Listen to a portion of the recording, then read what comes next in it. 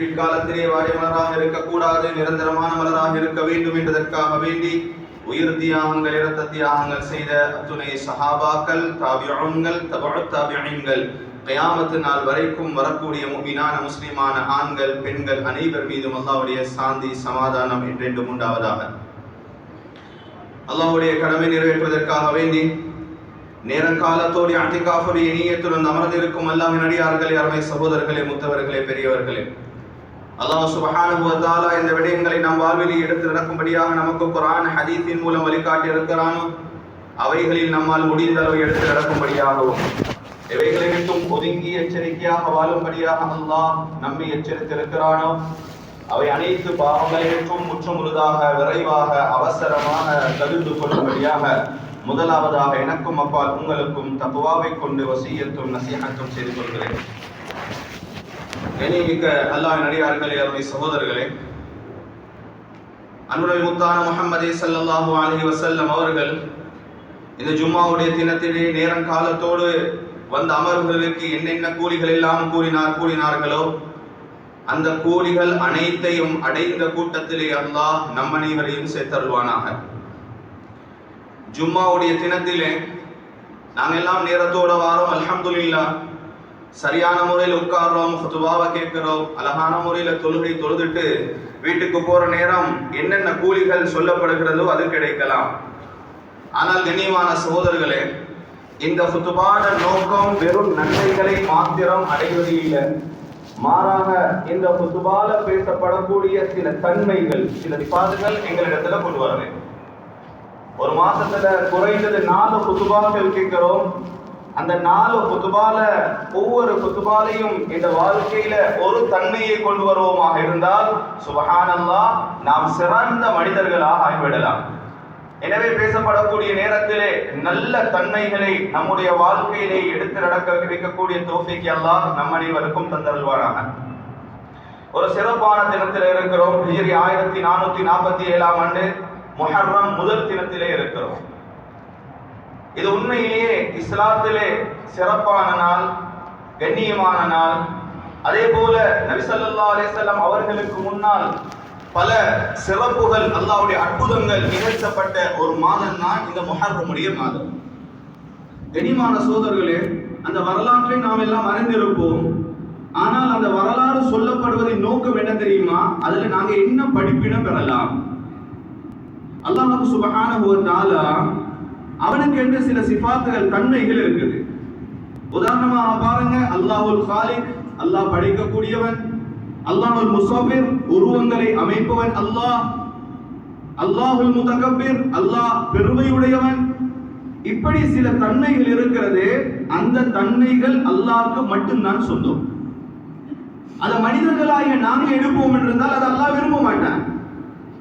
ஒரு மனிதர், அல்லாஹ் மனிதனை படைச்சான், நானும் ஒரு உருவத்தை படைக்கலாம் என்று விரும்பினால் இஸ்லாமும் அல்லாஹ்வும் அதை வரவேற்க மாட்டார்கள்.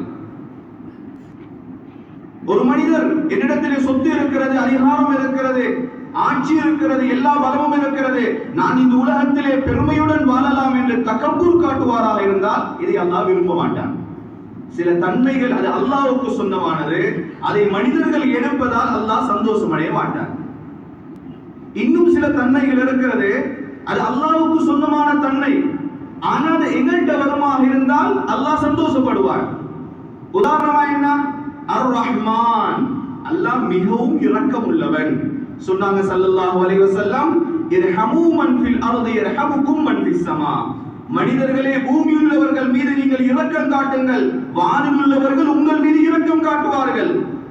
என்னிடத்திலே உங்களிடத்திலே இரக்கம் என்ற தன்மை வருமாக இருந்தால் அல்லாஹ் சந்தோஷப்படுகிறார். பிறகு பாருங்க, ஆலிம், அறிவாளி.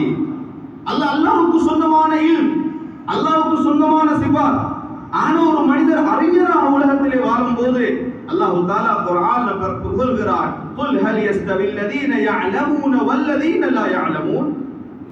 இந்த அறிவை கற்றவர்களும் கற்காதவர்களும் சமமாகுவார்களா? உயர்த்தி பேசுகிறான் அல்லாஹ். இன்னமா யக்ஷல்லாஹ மின் இபாதிஹில் உலமா. மனிதர்களில் அல்லாஹ்வை அதிகமா அஞ்சுபவர்கள் அறிஞர்கள், உலமாக்கள். அர்-ரஹ்மான் அல்லமல் குர்ஆன், அல்லாஹ் இந்த குர்ஆனை படைத்தான், அல்லாஹ் இந்த குர்ஆனை கற்றுக் கொடுத்தான்.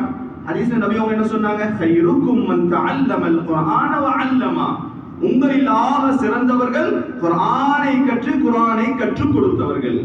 கனிமான சோதர்களே, இந்த தன்மை எப்படிப்பட்டது?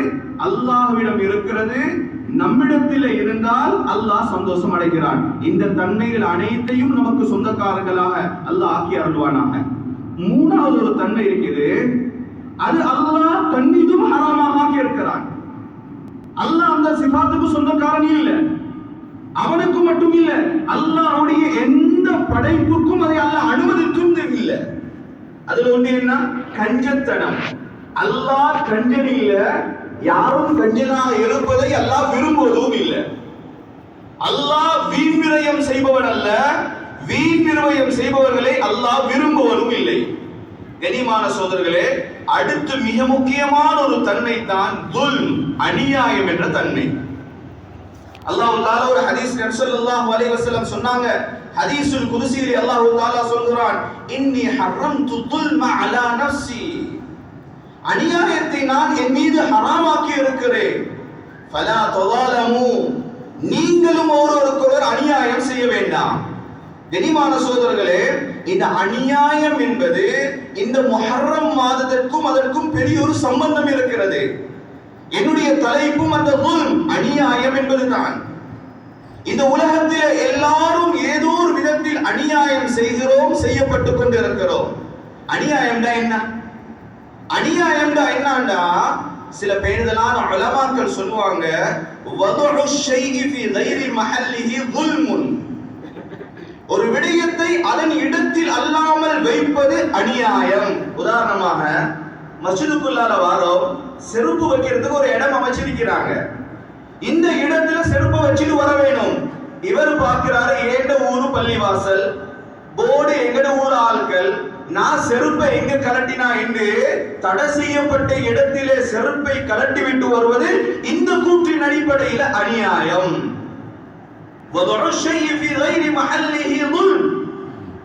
ஏண்ட வாப்பாக்கு நான் எப்படி கண்ணியம் கொடுக்க வேண்டும்? இஸ்லாம் சொல்லுது. 4 நண்பர்கள் இருக்கிறாங்க, பாப்பா ஏதோ ஏசிட்டாரு, என்ன மானம் கொஞ்சம் குறைஞ்சிட்டு, இப்ப இவருக்கு நல்ல உடம்புல கட்ஸ் இருக்குது, வாப்பாக்கு ஏசேலும், இப்ப இவருக்கு வாப்பாக்கு ஏசுறாரா? இஸ்லாம் சொல்லுது, நீங்க வாப்பாக்கு கொடுக்க வேண்டிய அந்தஸ்து அந்த இடத்துல கொடுக்க இல்ல, மாற்று கொடுத்தீங்க, நீங்க செஞ்சது அநியாயம். ஒரு வாப்பா தன் கடையில் இருக்கிறார் மகன், எல்லாரோடும் சேர்ந்து வேலை செய்கிறாரு, ஒரு தவறு செய்கிறாரு மகன். இந்த நேரத்தில் வாப்பாக்கு ஏச உரிமை இருக்கிறது, ஆனா வேலைக்காரனையும் மகனையும் சமப்படுத்தல. இப்ப மகனுடைய அந்தஸ்தை கொடுக்காம வாப்பா வேலைக்காரனுடைய அந்தஸ்தை கொடுத்து மகனை திட்டுவாராக இருந்தால் இஸ்லாம் சொல்லுது, வாப்பா இந்த மகனுக்கு செஞ்சது அநியாயம். ஒரு ஆலிம் இருக்கிறார், ஒரு படித்த மனிதர் இருக்கிறார், ஊரில் ஒரு கண்ணியமான ஒருவர் இருக்கிறார், ஒரு மூத்தவர் இருக்கிறார், வயசாளி இருக்கிறார், நல்லா வாழ்ந்தாரு, ஏதோ கொஞ்சம் சருகல் கீழே விழுந்துட்டாரு, சுபஹானல்லாஹ், ஆலிம் என்று விளங்க இல்ல, அவர் மூத்தவர் என்று விளங்க இல்ல, அவர் ஒரு கண்ணியமான மனிதர் என்று விளங்க இல்ல, 4 பேருக்கு முன்னால கேவலப்படுத்துறாரா? அவருக்கு கொடுக்கும் கண்ணியத்தை இவர் கொடுக்கவில்லை, அவருக்கும் அவர் தவறுக்கும் அல்லாஹ் போதுமானவன், இவர் செஞ்சது அவருக்கு அநியாயம். கண்ணியமான சகோதரர்களே, எனவே அநியாயம் என்பது ஒரு விசாலமான பகுதி. இப்ப அநியாயம் நடக்கிற நேரம் ஸல்லல்லாஹு அலைஹி வஸல்லம் ஒரு ஹதீஸ்ல சொன்னாங்க, உன்சுரில் ஸாலிம வல் மظلوم, நீங்க அநியாயம் செஞ்சவருக்கும் உதவி செய்யுங்க, அநியாயம் செய்யப்பட்டவருக்கும் உதவி செய்யுங்க. சஹாபாக்கள் கேட்டாங்க, யா ரசூலல்லாஹ், அநியாயம் செய்யப்பட்டவருக்கு எங்களுக்கு உதவி செய்யலாம், அநியாயம் செய்யறவருக்கு நாம என்ன உதவி செய்யறது? சொன்னாங்க ஸல்லல்லாஹு அலைஹி வஸல்லம், அநியாயம் செய்தார் ஒரு மனுஷன், நீங்க உங்களால் அவரை தடுக்க இயலுமாக இருந்தால், அவரை திருத்த முடியுமாக இருந்தால், அவரை அந்த வழியிலிருந்து ஓரமாக்க முடியுமாக இருந்தால், நீங்கள் செய்வது அந்த அநியாயக்காரருக்கு செய்யும் உதவி என்றார்கள். ஆனால் கண்ணியமான அன்பான சகோதரர்களே, எங்கட வாழ்க்கை நேர் மாற்றம். என் கூட்டாளிக்கு ஒரு பிரச்சனை, என் குடும்பத்தில் ஒருத்தருக்கு ஒரு பிரச்சனை, என்னோட இருக்கிறவருக்கு ஒரு பிரச்சனை, அநியாயம் செஞ்சவர் யாரு, அநியாயம் செய்யப்பட்டவர் யாருன்னு பார்க்கல இல்ல, முதல்ல என்ன கூட்டாரு, அதுக்கு பொறுப்பா போகும். இஸ்லாம் சொல்லுது ஒரு முஃமின் முத்தகியுடைய அடையாளம் என்ன தெரியுமா? எந்த நேரத்திலையும் ஒரு பாவம் நடக்கிற நேரம் அந்த பாவத்துக்கு உதவியாக ஒரு காலமும் இவன் இருக்க மாட்டான். அப்படி உதவி செய்பவனாக இருந்தால் இவன் ஒரு உண்மையான முஃமினாக இருக்க மாட்டான். கண்ணியமான அன்பான சோதரர்களே, அதனால எங்களுடைய பேச்சு வார்த்தையில சுப்ஹானல்லாஹ் யார்த மனசு நோகுது விளங்குது இல்ல, யாருக்கு என்ன பேசுறோம் விளங்குது இல்ல, யாருக்கு என்ன அநியாயம் செய்யறோம் கணக்கு எடுக்கிறோம் இல்ல, ஒரு மாதிரியான வாழ்க்கையை வாழ்றோம். சுருக்கமான நேரம் இமாம் புகார் ரஹ்மத்துல்லாஹி அலைஹி தன்னுடைய புகாரி ஷரீஃப்ல ஒரு சம்பவம் எழுதுறாங்க. சஅத் இப்னு அபீ வக்காஸ் ரலியல்லாஹு தஆலா அன்ஹு அவங்கள ஹஜ்ரத் உமர் ரலியல்லாஹு தஆலா அன்ஹு அவங்க கவர்னராக கூஃபாவுக்கு அனுப்புறாங்க. ஈராக்குடைய தலைநகரம் கூஃபாவுக்கு கவர்னராக அனுப்புறாங்க.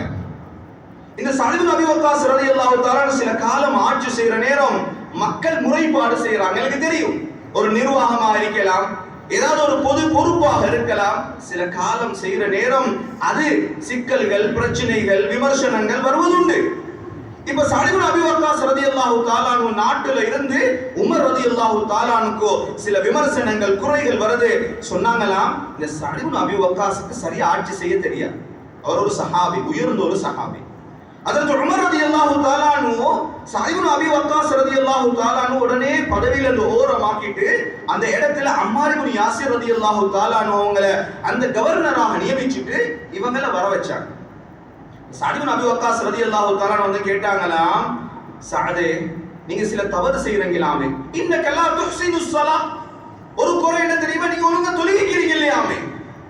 அந்த காலத்துல கலீஃபா கவர்னர் தான் இமாம் ஜமாத் நடத்துவாங்க, உங்களோட தொழுகை சரியில்லையாமே.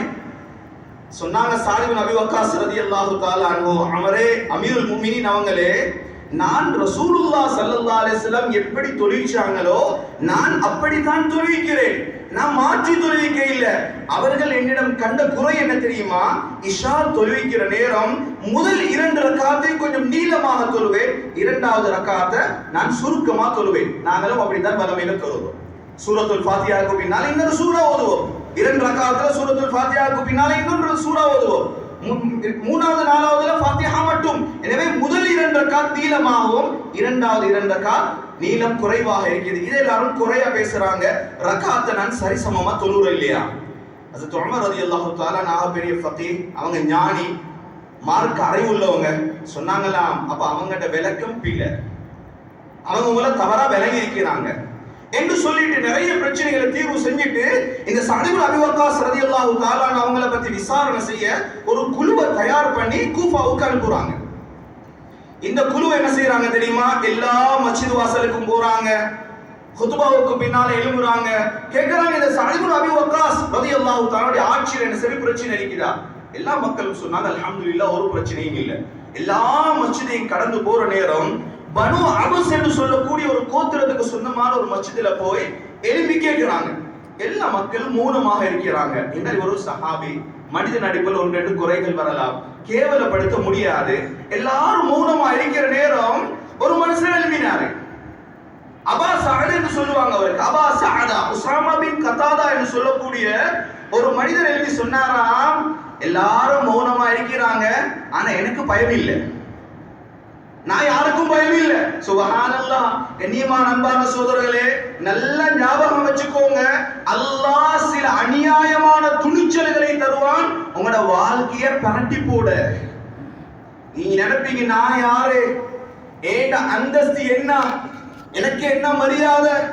கண்ணியமான சகோதரர்களே, இப்படி நினைச்சு இந்த ஒரு மனிதர் உஸாமா பின் கதாதா எழுதி சொன்னாராம், இவர் நிறைய குறைக்கு நான் சில குறைகளை சொல்றேன், சொல்லிட்டு சொன்னாரா, முதலாவது என்ன தெரியுமா, லா யஸீரு பிஸ்ஸரியா, இவர் படையெல்லாம் அனுப்புவாரு, இவர் போக மாட்டார், இவர் இங்கேயே உட்கார்ந்துருவாரு. இரண்டாவது என்ன, படையில போய் ஏதாவது வெற்றி கொள்ளப்பட்டு கனிமத் கிடைச்சா வலா யுகஸிம் பிஸ்ஸவியா, சமமா பங்கு பிரிக்க மாட்டாரு. மூணாவது என்ன, அல் வலா யாதில் பில் கதியா, எதையாவது ஒரு பிரச்சனைன்னு மஸ்ஜிதுக்குள்ளால வந்தா இவருடைய தீர்ப்பு சார்பாக, பக்க சார்பாக இருக்கும், நீதமான தீர்ப்பாக இருக்காது. சுப்ஹானல்லாஹ். எவ்வளவு பயங்கரமான குற்றம்னு பாருங்க. இவரு ஜமாத் அனுப்புறாரு, யுத்தம் செய்ய போங்கன்னு அனுப்புறாரு, இவரு போறாரு இல்ல. எதையாவது கிடைச்சா போனவங்களுக்கு சரிசமம் பங்கீடு செய்யணும், அது சரியா செய்யறாரு இல்ல. எதையாவது பிரச்சனை மஸ்ஜிதுக்கு வந்தா, நிர்வாகத்திட்ட வந்தா, இவரிடத்துல வந்தா தீர்ப்பு நீதமாக இல்ல. கண்ணியமான சகோதரர்களே, ஒரு தலைமைத்துவத்திடம் இருக்கக்கூடாத 3 பண்புகள். ஆனால் எவ்வளவு சிறப்பாக செய்தாலும் விமர்சனங்கள் இந்த 3 கூற்றுகள் வாரது தான். எவ்வளவு செஞ்சாலும் இது வரும். இப்ப சஅத் இப்னு அபீ வக்காஸ் ரலியல்லாஹு தஆலா சரியான கவலை, அப்படியே மிம்பர்ல முன்னுக்கு அப்படியே கீழே உட்கார்ந்தாங்க. இமாம் புகாரி ரஹ்மத்துல்லாஹி அலைஹி அவங்க ஹதீஸ பதிவு செய்றாங்க. கீழே உட்கார்ந்து கையை ஒஸ்தி சொன்னாங்களாம், அல்லாஹும்ம இன் கான அப்துக காதிபா, யா அல்லாஹ், இப்ப எழுப்பின இந்த ஆள் அவர் சொன்னது பொய்யாக இருந்தால், காமரியான் வசுமா, அவர் வெறுமனே எழுப்பினது நான் யாரு என்று காட்டுவதற்கும் என்னை கேவலமாக்குவதற்குமாக இருந்தால், சுப்ஹானல்லாஹ், எவ்வளவு தெளிவான வார்த்தை பாருங்க. அவர் உள்ளத்துல நலவு நாடுறது இல்ல, அவர் யாருன்னு இந்த இடத்துல காட்ட வேணும், முன்னால இருக்கிற இவரை கொஞ்சம் கீழே போட வேணும் சொன்னாங்க. இந்த 2 நோக்கத்துல எழும்பி இருந்தால் நான் 3 பதுவா செய்றேன்.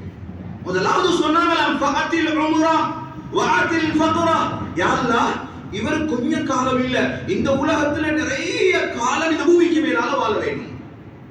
இரண்டாவது என்ன தெரியுமா, வஅத்தில் ஃபக்ரா, இவருடைய வறுமையும் தொடர்ச்சியாக இருக்க வேண்டும், இவருக்கு வசதி வரவே படாது.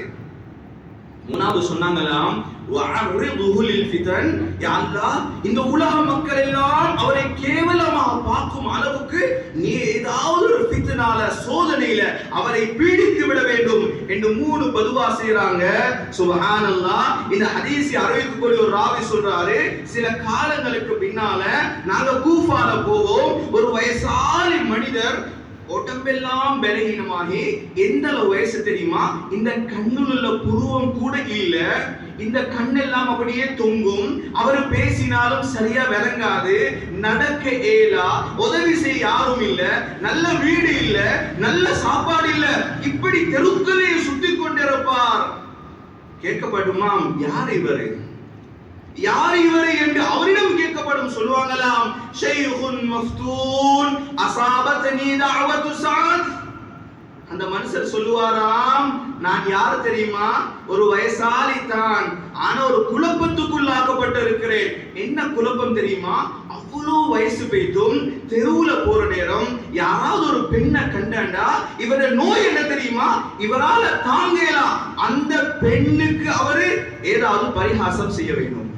சுப்ஹானல்லாஹ். கண்ணியமான சகோதரர்களே, நல்லா இருக்கிறோம், ஒரு பாவத்துல பீடிக்கப்படுறோம், கலர மனசு வருது இல்ல, நல்ல தஹஜ்ஜத் தொழுறோம், தஹஜ்ஜத் தொழுவ ஏல உடம்புல சக்தி இல்ல, குர்ஆனோட சம்பந்தமா இருந்தோம், ஆனா குர்ஆனுக்கு பக்கம் போக மனசு வருது இல்லன்னா நீங்க லேசா நினைக்கவானா, இது உங்களோட பலகீனம் இல்ல, அல்லாஹ் நம்ம அனைவரையும் பாதுகாப்பானாக. உலமாக்கள் பல காரணம் சொல்லுவாங்க, அதில் 2 காரணம் என்ன தெரியுமா, ஒன்று நீங்க செஞ்ச ஏதோ ஒரு பாவம் இன்னும் தௌபா செய்யல, அதன் முசீபத்து உங்களை நல்லமல் செய்ய விட இல்ல. இரண்டாவது என்ன தெரியுமா, யாருடையாவது பதுவாவுக்குள்ளால நீங்களாக இருக்கலாம்.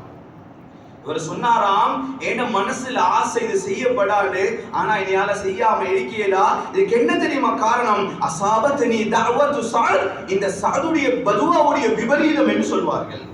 கண்ணியமான அன்பான சகோதரர்களே, நான் ஆரம்பத்துல சொன்ன மாதிரி ஒரு மனிதர் அநியாயம் செய்யப்படுகிறார், அந்த அநியாயம் செய்யப்பட்டவர் அவர் பதுவா செய்யற நேரம் அப்ப அவங்களுக்கு விளங்காது, பல காலங்கள் போனாலும் அல்லாஹ் அதை கபூல் செய்யாமல் விட மாட்டான். ஹஜ்ரத் முஆத் இப்னு ஜபல் ரலியல்லாஹு தஆலா அன்ஹு அவங்கள ஹஜ்ரத் ஸல்லல்லாஹு அலைஹி வஸல்லம் அனுப்புறாங்க. யமனுக்கு அனுப்புற நேரம் நிறைய நசிஹத் செஞ்சாங்க. அதுல ஒன்று சொன்னாங்க, இத்தகி தஅவத்தல் மظلوم, அநியாயம் செய்யப்பட்டவனுடைய பதுவா விட்டும் நீங்கள் பயந்து கொள்ளுங்கள். ஏன் தெரியுமா, அந்த பதுவாவுக்கும் அல்லாஹ்வுக்கும் மத்தியில எந்த திரையும் இல்ல. சில ரிவாயத்துல வருது, அநியாயம் செய்யப்பட்டவர் முஃமினாக தேவையில்லை, வலவ் கான காஃபிரா, அவர் காஃபிராக இருந்தாலும் அல்லாஹ் அந்த பதுவாவை கபூல் செய்வான். நஊது பில்லாஹி மின்ஹா. கண்ணியமான சகோதரர்களே, அதனால என்னோட வாழ்க்கையில நிறைய மாற்றங்கள். அதே போல இமாம் புகாரி ரஹ்மத்துல்லாஹி அலைஹி இன்னொரு சம்பவத்தை கொண்டு வருவாங்க. சயீத் இப்னு ஜுபைர் ரலியல்லாஹு தஆலா அன்ஹு அவங்களோட ஒரு காணி பிரச்சனை ஒன்று வருது மர்வான் இப்னு ஹக்கம் இடத்துல. இந்த மர்வான் இப்னு ஹக்கம் எல்லாம் விசாரிச்சு பார்த்தா அந்த அடுத்த பக்கத்தில் இருக்கக்கூடிய பின்த் உமைஸுடைய மகள் என்று சொல்லக்கூடிய அர்வா என்று சொல்லக்கூடிய அந்த பெண்மணி அவ வாதாட வந்திருக்கிறா. எல்லா அவங்களிடத்தில் ஆதாரம் இருக்கிறது, எல்லா டீடும் இருக்குது, ஒப்பிரை இருக்குது, காணி அவருக்கு சொன்ன மாதிரி தெரியுது என்ற நேரம் இந்த சயீத் ரலியல்லாஹு தஆலா சொன்னாங்களாம், அல்லாஹ் மேல சத்தியமாக என்கிட்ட ஒன்றுமே இல்லை, ஆனால் நான் இந்த வேலையை ஒரு காலமும் செய்ய மாட்டேன். என்ன தெரியுமா, ஏண்ட காணி எனக்கு சொந்தம் இல்லாம அல்லாஹ் பாதுகாக்க ஒரு ஜானையும் நான் எடுக்க மாட்டேன். ஏன் தெரியுமா, நபி அவர்கள் சொல்வதை என காதால கேட்டேன். மன் அகத ஷிபுரம் மினல் அர்தி ظுல்மா, யார் ஒரு மனிதர் அநியாயமாக பூமியில ஒரு ஜானை எடுக்கிறாரோ, ஒரு பேச்சஸ் இல்ல, ஒரு ஏக்கர் இல்ல, பெரிய கடை இல்ல, பெரிய ஊடு இல்ல, 4 அடி 6 அடி ரோட்டு இல்ல, ஒரு ஜானை அநியாயமாக தன்னிடமிருக்கும் பலத்தை பயன்படுத்தி, தன்னிடமிருக்கும் ஆட்சியை பயன்படுத்தி, தன்னிடமிருக்கும் அதிகாரத்தை பயன்படுத்தி யாரு அநியாயமாக எடுப்பார்களோ சொன்னாங்க ஸல்லல்லாஹு அலைஹி வஸல்லம், கியாமத்துடைய நாளையில அந்த பூமி அல்லாஹ் 7 பூமிக்கு அடியால அதை அப்படியே ஒரு மாலையாக மாற்றி கியாமத்துடைய நாளையில இவருடைய களத்திலே மாலையாக போடுவான். கனிவான சகோதரர்களே, லேசான வேலையா? எங்கட களத்துல எவ்வளவு சுமப்போம்? ஒரு 50 கிலோ, ஒரு 100 கிலோ, 200 கிலோ, ஒரு மணித்தியாலம் சுமக்கலாம், ஒரு நாளை சுமக்கலாம், வாழ்க்கை பூரா சுமக்கேனுமா? இந்த பூமியின் ஆழம் என்ன? சமீபத்து ஆய்வின் கணிப்பின்படி 1500 கிலோமீட்டர் இந்த பூமியின் ஆழம். நீங்க எடுத்தது ஒரே ஒரு ஜான், ஆனால் அல்லாஹ் கியாமத்துடைய நாளையில உங்களுக்கு அந்த 1500 கிலோமீட்டர் இருக்கக்கூடிய அந்த முழு மண்ணையும் அதற்குள் இருக்கும் எல்லாற்றையும் எடுத்து உங்களோட களத்துல மாட்டுவானாக இருந்தால் அது லேசான பாவம் இல்ல.